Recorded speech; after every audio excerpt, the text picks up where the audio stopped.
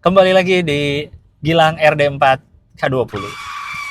Hari ini tanggal 24, ya nggak sih? Hari ini tanggal 24 April ya. Jadi setelah video yang sebelumnya, yang tanggal 22 yang gue datang dan ngobrol dengan Bang Andi, tanggal 23-nya ketemu lagi pas ke Warkop Polimnya Grind Boys sama Bang Andi dibilang mobil sudah bisa diambil. Jadi sekarang ini hari tanggal 24 saya membawa pulang RD4K20 ini. Setelah kalau dari di towingnya berarti sebulan lebih 2 hari. Kalau dari di towingnya. Tapi karena bengkel juga libur kan, baru bisa dikerjain habis Lebaran. Bengkel baru mulai hidup lagi, baru mulai buka lagi habis Lebaran tuh tanggal 5 kalau nggak salah ya. Terus kan ngecek dulu, baru cari spare part, baru dipasang, baru dikerjain. Jadi ya mungkin ya pengerjaannya tuh baru itu. Jadi nggak sebenarnya nggak sebulan banget pengerjaannya. Tapi udah selesai sekarang. Senang sekali, kangen juga sih rasanya mengendarai ini lagi setelah tidak pakai ini. Kemarin aja pas ngetes masih kayak kagok-kagok gitu lah. Kalau mobil sendiri kagok bawanya aneh banget.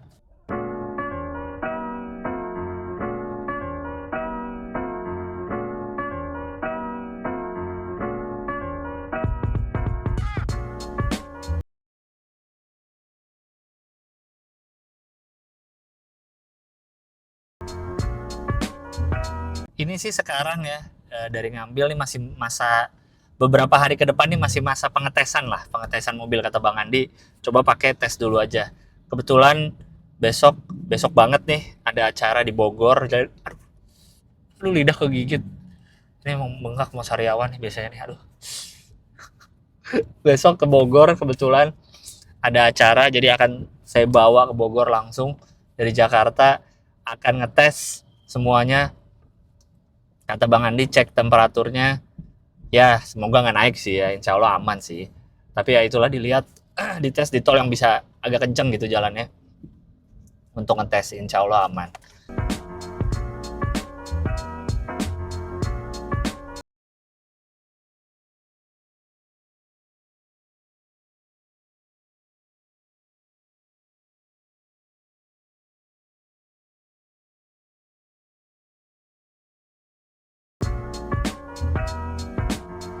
Untuk perawatan berikutnya ya semuanya sih seperti biasa lagi ya, kayak ya rutin tune up dan lain-lain.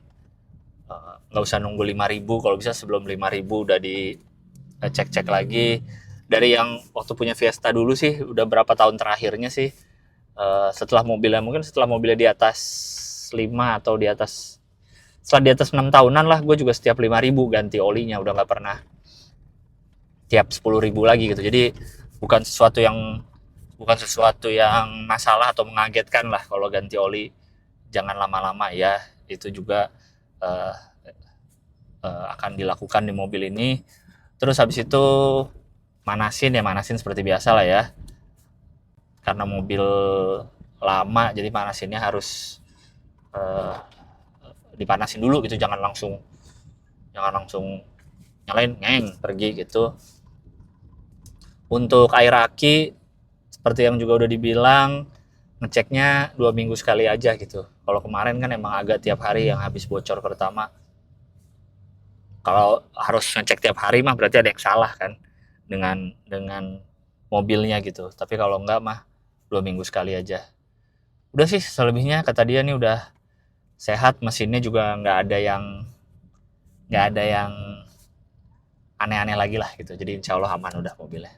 Gua kan ngambil mobil ini kan awalnya karena pengen mobil yang lebih besar semenjak berkeluarga ya, semenjak punya anak. Terus pilihan mobil yang gue suka salah satunya yang masih terjangkau lah, yang masih bisa dijangkau, salah satunya ini.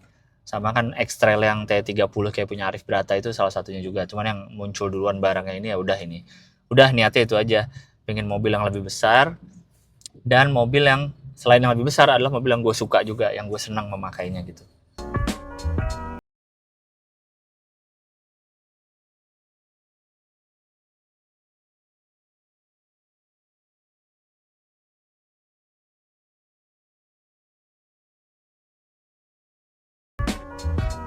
Udah itu aja, niat niat ngambil CR-V itu niatnya itu aja udah, itu doang. Tapi ternyata tidak disangka-sangka niat mengambil mobil ini malah membawa ke hal-hal lain. Kayak satu contoh yang pasti adalah jadi ngulik nyari-nyari bengkel mana yang oke, mana yang oke. Terus akhirnya berlabuhlah di YT Auto Service dan jadi kenal dengan Bang Andi, Bang Antoni.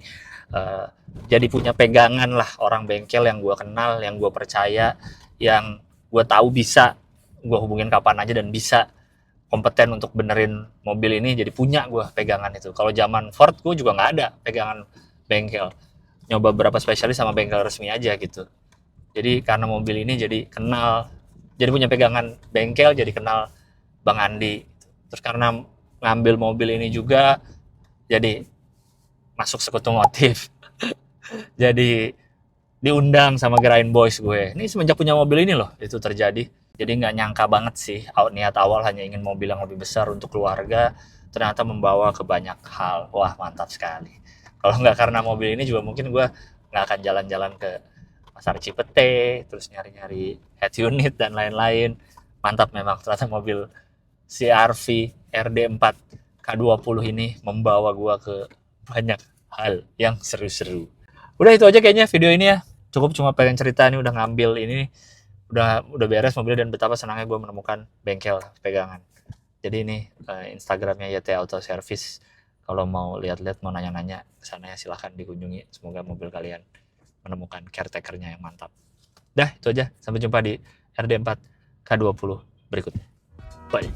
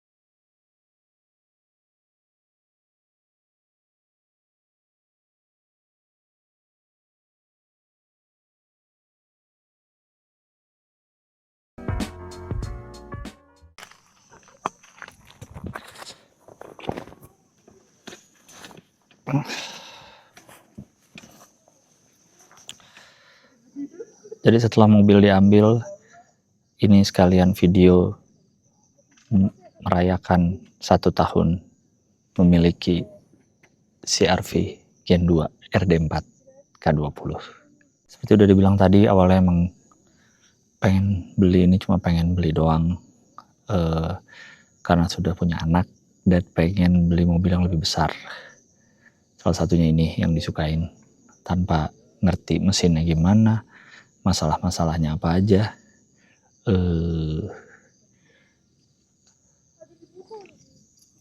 bengkel-bengkelnya harus kemana, itu sebelumnya nggak tahu. Cuma karena suka looks-nya aja dibeli. Ya, jangan ditiru. Harusnya riset dulu kalau mau beli mobil. Tapi ya udah setahun pakai nih. Sekarang gue pengen ngomongin apa aja yang sudah gue rasakan selama 1 tahun pemakaian RD4 K20. Mengingatkan lagi mobil gue sebelumnya Ford Fiesta Trend 1400 cc manual 2012 makainya sampai 2024, jadi makainya 12 tahun. Ya, jadi sebelum yang gue pakai mobil itu, jadi perbandingannya ya pasti ke mobil sebelumnya. Untuk biar tahu konteksnya, oke. Sekarang mulai dari plus minus memakai RD4 K20 setelah 1 tahun. Yang pertama plusnya jelas, tenaga 2000 cc.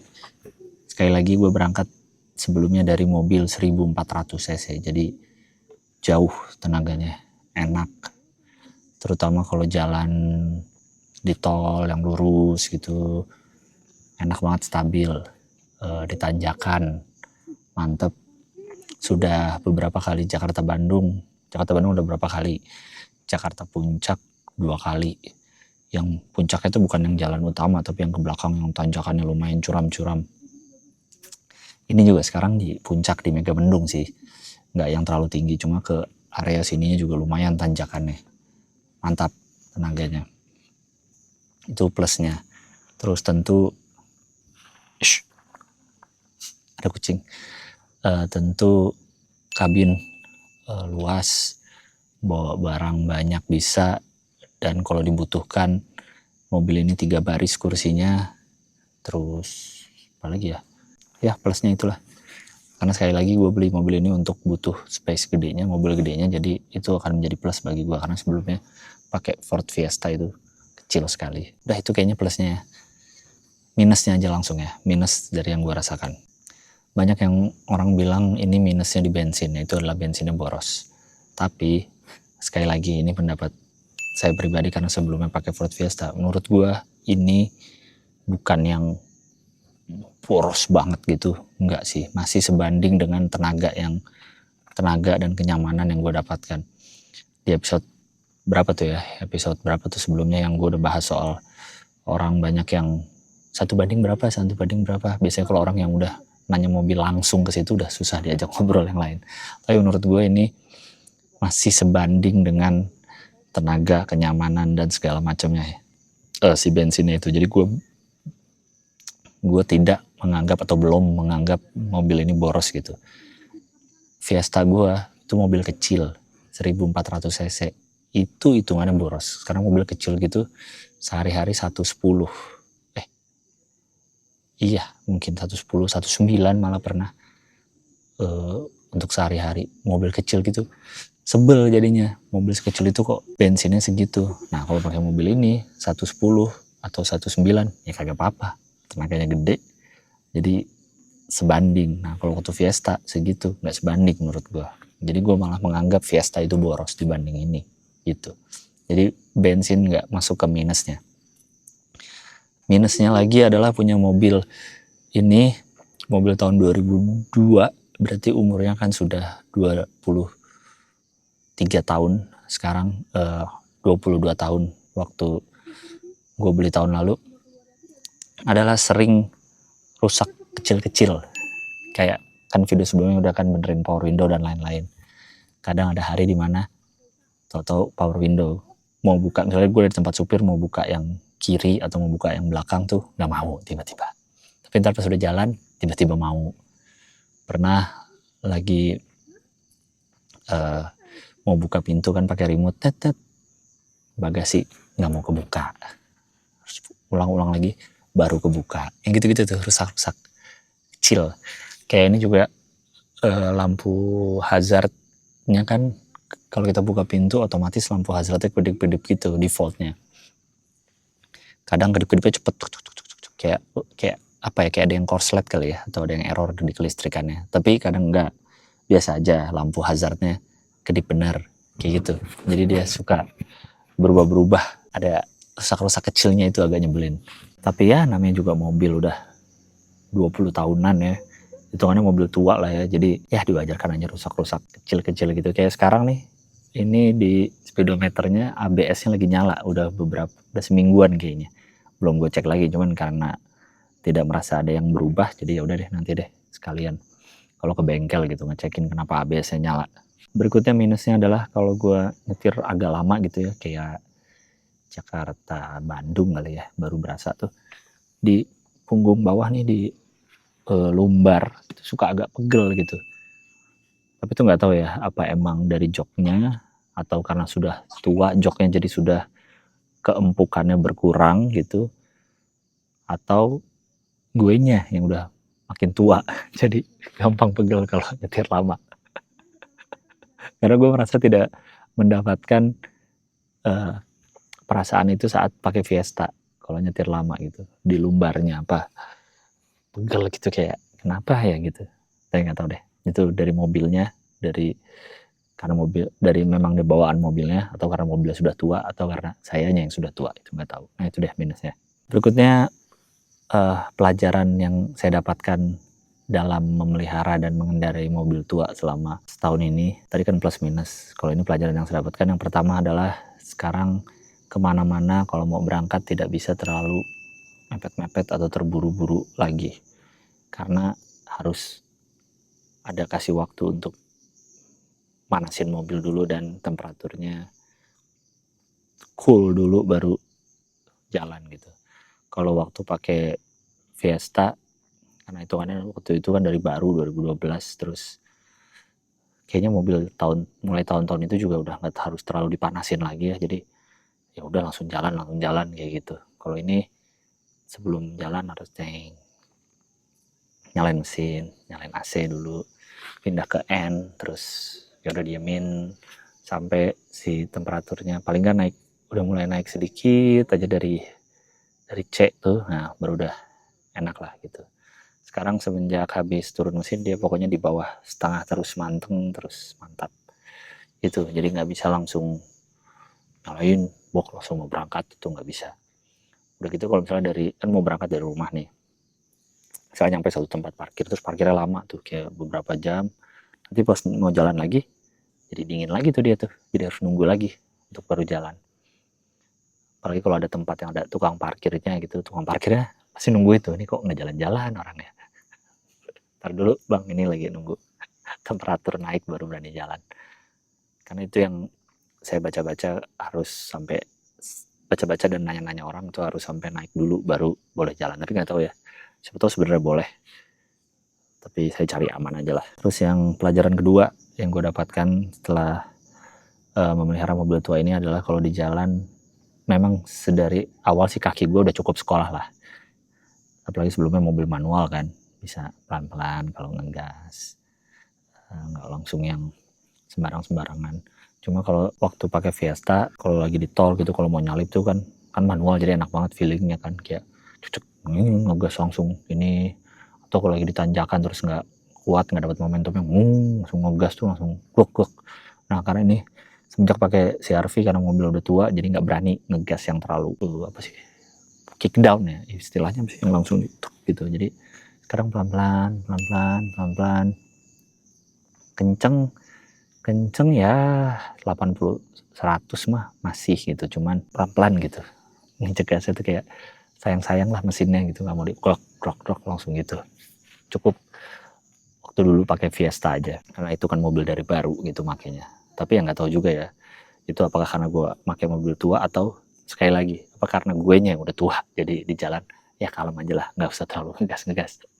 Bawaannya pun lebih kalem kayaknya gue kalau pakai ini nih. Kalau di tol tuh lebih santai aja gitu, nggak terlalu banyak buru-buru nyalip kayak gitu sih. Itu juga berarti berangkatnya nggak bisa buru-buru, di jalannya juga nggak bisa terlalu buru-buru gitu ya, karena mobil tua sayang mesinnya, kan pengen pakai ini lama gitu. Berikutnya mau diapain lagi nih mobil ya. Sebenarnya gue juga tidak ada banyak rencana sih dari awal megang mobil ini tuh, pengen ya sambil jalan dibener-benerin, apa sambil jalan tuh ngerasain ini apa yang tambah-tambahin, apa yang merasa kurang, atau dibener-benerin apa yang terasa salah atau terasa rusak gitu ya. Untuk mesin sih nggak kepikiran apa-apa lagi ya, karena ini udah enak banget habis dikerjain turun mesin kemarin di YT Auto Service. Udah enak banget mesinnya, dibawa jauh, dibawa nanjak, mantep lah gitu, udah enak banget. Jadi kalau mesin mah nggak ada kepikiran mau diapa-apain lagi. Pengen diubah jadi V8 sih, terus pakai yang keluar gitu mesinnya dari kap itu, tambah turbo dan parasut di belakang buat ngerem biar ngeremnya makin pakem, tapi kayaknya nggak usah berlebihan kayaknya untuk itu di jalan raya ya.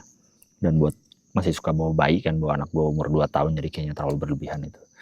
Jadi untuk mesin nggak ada apa-apa lagi. Terus yang mau gue tambahin ya, mau di modif, gue bagi dua nih ya, antara modif fungsi dan kepengen-pengenan doang nih. Kalau modif yang fungsi, yang pertama pengen adalah memasang dashcam depan dan belakang. Sebelumnya waktu di Fiesta mungkin 2020 atau 2021 lah, pas COVID lah, berarti 3-4 tahun terakhir pemakaian gue baru pasang dashcam 70 Mei di depan doang, dan itu sangat berfungsi banget lah, sangat berguna banget, karena gue bisa ngambil kejadian-kejadian lucu, gue ambil, gue save, gue posting. Terus juga buat belum pernah dipakai bukti buat nabrak sih, syukurnya sih, cuman ya jadi ada rekamannya lah kalau ada kejadian-kejadian gitu di jalan raya, kayak tadi tuh kalau ada kejadian-kejadian lucu di jalan raya atau ada kejadian-kejadian ke mobil gue, jadi ada rekamannya. Tapi kalau yang sekarang gue pengennya depan dan belakang. Kayaknya jalanan makin riuh ya di Jakarta terutama, kayaknya semakin butuh untuk keamanan, untuk bukti, untuk surveillance depan dan belakang. Karena depan dan belakang tuh lebih ribet. Kalau dulu beli kamera buat di Fiesta karena depan doang, gue pasang sendiri gitu. Kayaknya ini depan belakang harus dipasangin sih ke tempatnya. Jadi itu rencana ke depannya, modif fungsi kalau ini ya, itu dashcam depan belakang. Karena sebelumnya pakai 70 Mei, gue belum tahu nih berikutnya mau pakai 70 Mei lagi atau cari-cari merek lain. Soalnya gue juga sambil nyari-nyari sih merek-merek dashcam lain gitu. Udah rencana sih kayaknya pengen pakai Sony yang full frame kayaknya di depan, di belakang pakai kamera IMAX mungkin ya, biar lebih bagus gambarnya. Yang kedua modif fungsi yaitu pingin ganti lampu-lampu depan, tapi bukan ganti lampu jadi lampu apa gitu, lampu sorot mercusuar gitu, enggak, tapi ganti bohlam-bohlamnya biar lebih terang lah, karena ini sangat tidak terang lampunya. Belum pernah gue apa-apain, baru gue yang cuci headlamp aja biar nggak kusem dan kuning waktu itu yang awal-awal, tapi bohlamnya belum diganti sih, jadi pengen ganti-ganti bohlam. Udah baca-baca sih kayaknya tetap bisa LED yang tetap klasik gitu, apa tetap cocok dengan tahunnya, jadi nggak mau yang putih banget, pengen tetap agak kuning. Paling nggak bohlam headlamp dan fog lamp dulu lah, yang lampu-lampu lainnya menyusul, tapi yang pengen duluan itu dulu headlamp dan fog lamp.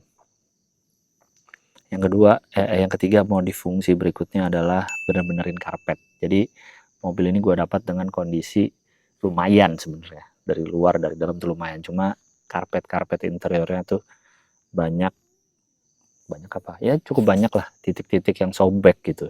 Jadi karpet sobek, udah kelihatan kapas-kapas, kapuk-kapuk spring bed di dalamnya.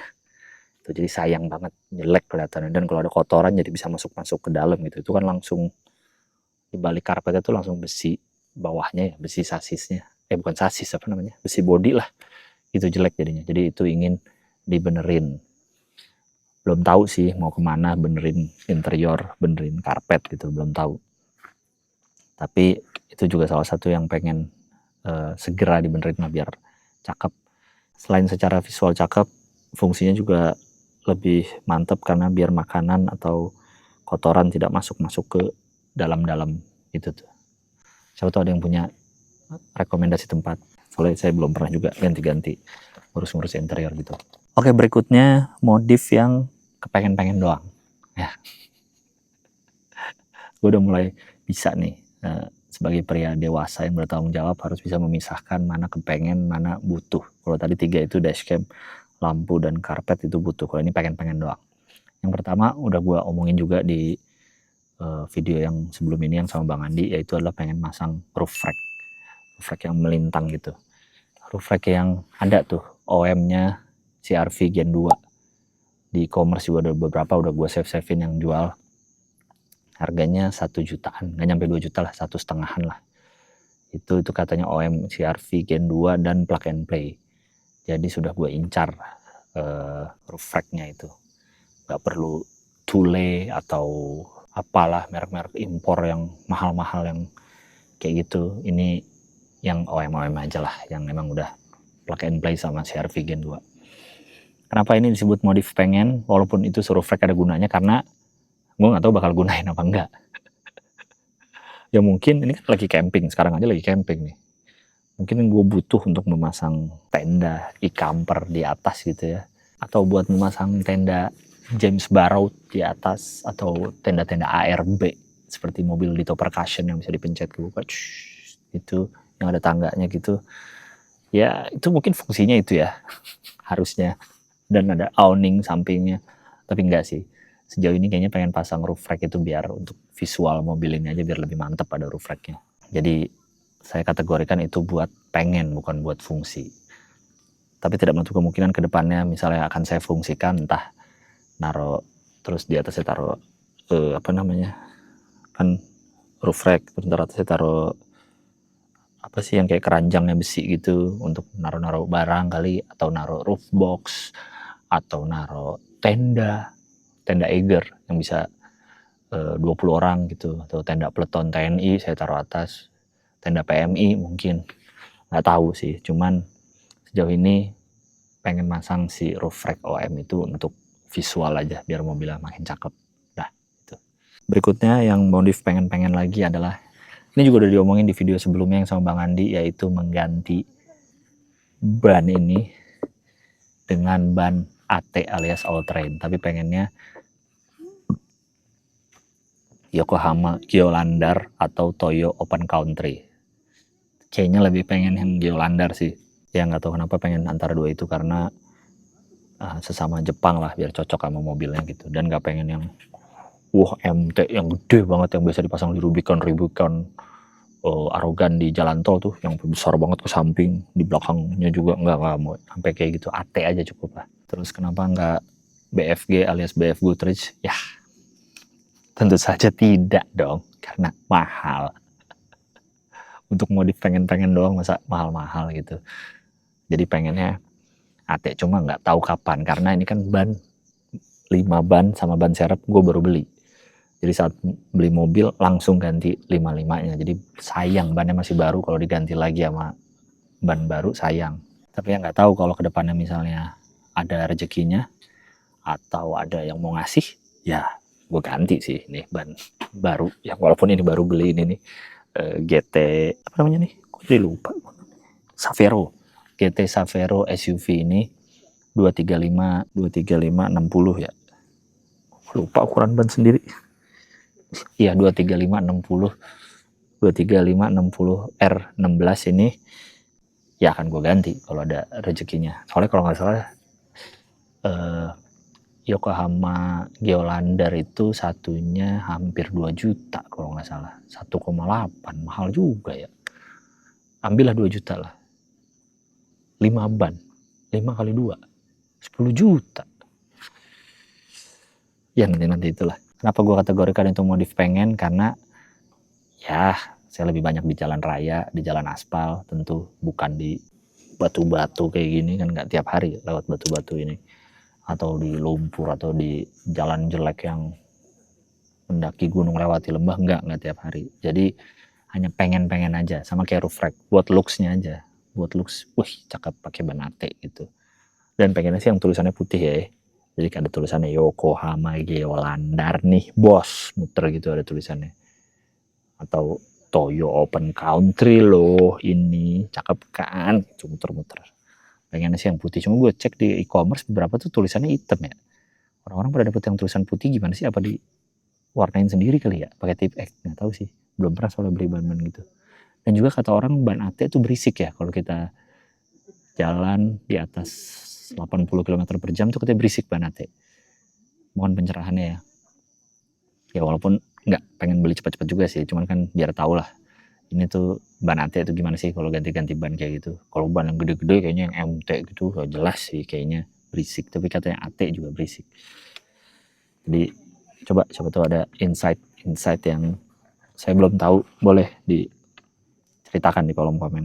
Oke, terakhir di video 1 tahun memiliki CR-V Gen 2 ini adalah selama setahun ini di luar harga belinya, di luar biaya-biaya bensin, di luar biaya parkir dan lain-lain, sudah habis berapakah uang saya untuk memelihara CR-V Gen 2 RD4K20 ini. Karena kebetulan saya suka nyatet di aplikasi Drivo itu. Jadi selama setahun dari Juni ke Juni memakai CR-V Gen 2 RD4K20 ini, gue sudah menghabiskan sekitar 30-an juta. 32 juta sekian. Itu sekali lagi di luar bensin dan di luar parkir ya. Udah segitu. Yang terbesar tentu saja turun mesin kemarin. Ini juga minggu lalu di video sebelumnya lah. Takutnya ini nggak tayang seminggu kemudian. Di video sebelumnya kan banyak yang beberapa lah, nggak banyak kok ya. Banyak banget yang nanya, nggak sih, beberapa yang nanya berapa biaya turun mesin. Ini rinciannya gue kasih di sini ya, ya semoga kebaca. Kalau di situ kan rinciannya itu sekitar 9 jutaan ya, 9 jutaan. Tapi itu kan belum termasuk beberapa yang gue bener-benerin sebelumnya lah. Di situ di luar yang ada di bill itu. Jadi mungkin 10-an, 11-an mungkin ya, kurang lebih segitu.